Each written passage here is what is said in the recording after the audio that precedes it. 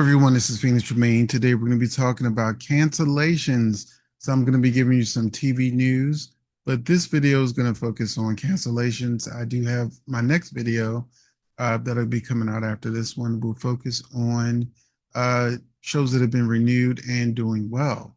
So we're going to start with the cancellations first. But before we get started, go ahead, hit that like button, subscribe, and share. It's free to do. Helps out the channel a lot and I really appreciate it. So thank you so much. If you can take the time to do that for me, I'd really appreciate it. We also have a membership where you will have seen videos such as this one in advance. And we also have lives on Fridays where we talk about soaps and we have great commentary and everything that's going on. So let's go ahead and join our membership too. We'd love to have you.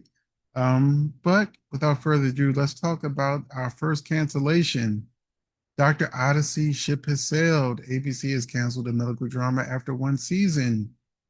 So the cast options for a second season will not be picked up, according to Deadline, meaning that as of Monday, they will be free to book other roles.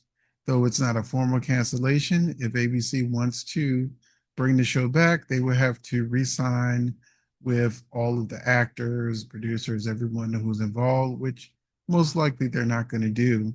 This is a show that was created by Ryan Murphy in combination with Disney and ABC. And it's been a much talked about show, but I actually was waiting to see um, whether or not it would get renewed before I would invest myself in the show, especially since people kept talking about fever dream this and fever dream that. And is it really real or is it something else going on? So I was like, yeah, if it's going to be one of those type of shows like Lost, I'm going to need to make sure it's going to be around. Sometimes shows like this, I'll wait one or even two seasons before I allow myself to get invested because I've watched way too many shows that were one season and left on a cliffhanger. I wouldn't want to do that to myself, but this next one is not a surprise. Grosse Point Garden Society. This is a show I was looking forward to because it was from one of the makers of Desperate Housewives, which was a show I was a huge fan of. The way it looked, everything, it really felt Desperate Housewives uh, ish, but a garden society. And I watched the first episode and I was like, okay, it's okay.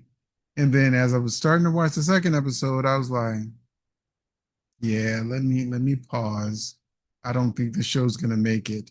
And then after just three episodes, they switched the show from Sundays to Fridays, which is like the graveyard of shows. When shows get switched to Fridays, it usually means they're just trying to burn off the show that it won't get renewed, which was true for this show.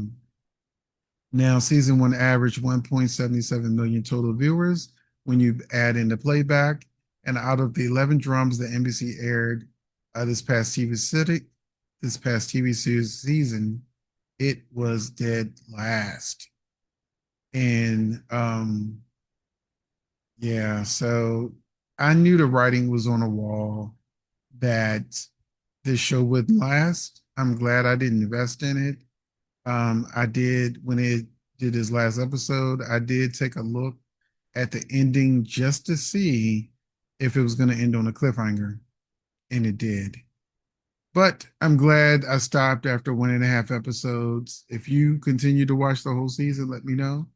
We're going to move on to another show that unfortunately I stuck with. Now, this show was called Laid, and I kind of hate watched it. It's like I just wanted to see what the point of it was. It's about this character named Ruby who learns that her former partners from the bedroom had begun to pass away. I say stuff like this in this way because you can't say certain things on YouTube. So the partners that she was having in bed started passing away in the order that she had slept with them. And it's an intriguing premise of why was this happening, but honestly, the character of Ruby was so unlikable. It's like I like every character except for the main character.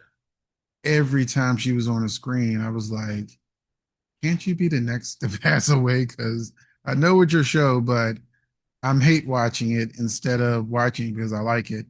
But I'm also not shocked that it was canceled because of the fact that I just watched it just to try to see how it would end, you know, and once again, this is one reason why sometimes I wait to watch shows to see if they'll get renewed because it did end on a cliffhanger.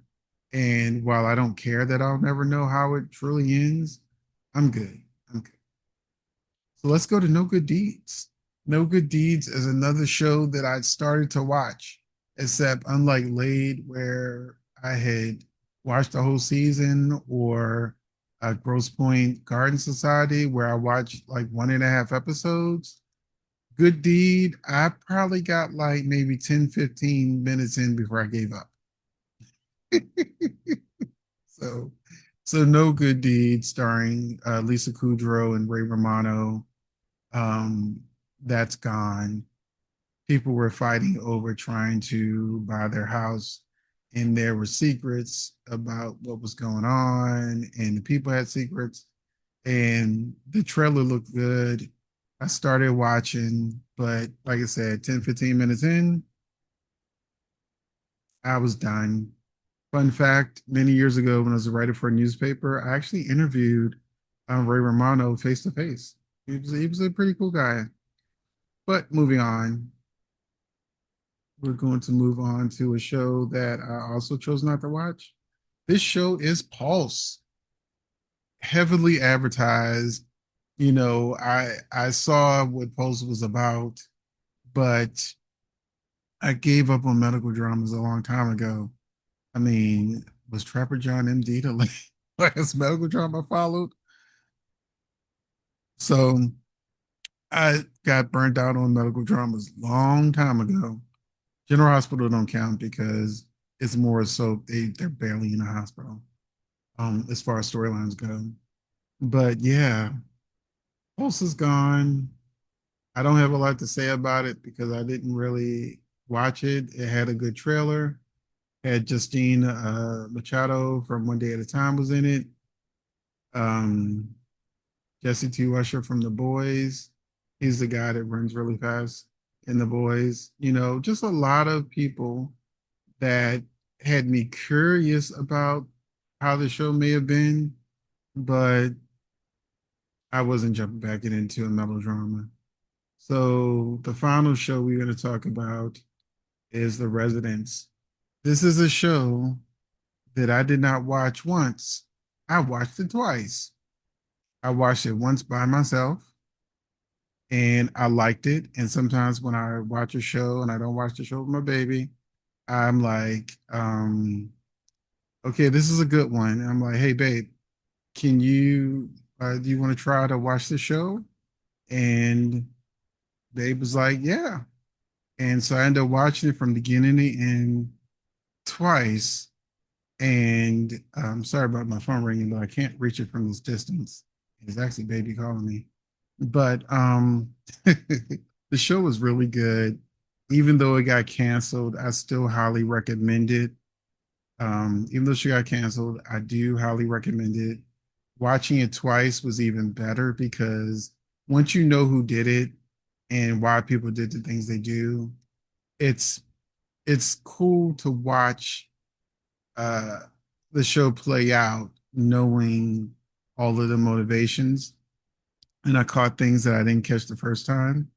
And Julian McMahon, who recently passed away, uh, this is probably one of his last performances. So even just to see Julian, you know, um, in honor of his memory, you can give the show a try. Uh, so I'll miss the residents, but I'm glad that it's wrapped up. There was no cliffhangers, there was nothing dangling. So you can watch it as a one and done season, enjoy it for what it is. And who knows, maybe down the line it will come back. It is a Shonda Rhimes show, so she's one of the producers.